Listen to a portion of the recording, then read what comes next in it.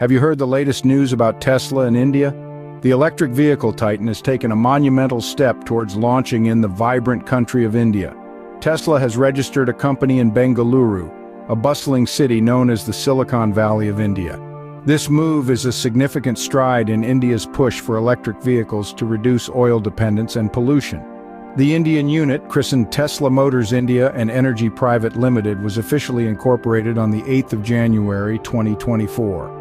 The board of directors includes David Feinstein, a prominent figure in the Tesla family.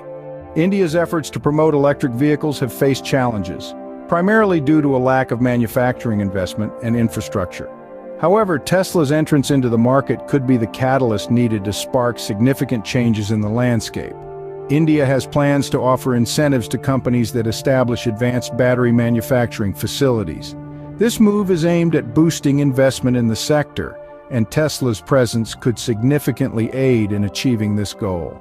Tesla's move aligns perfectly with India's vision for a future powered by clean, renewable energy.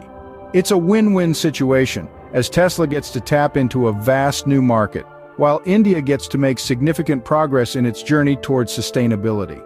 In conclusion, Tesla's entrance into India marks a significant step in the right direction for both parties.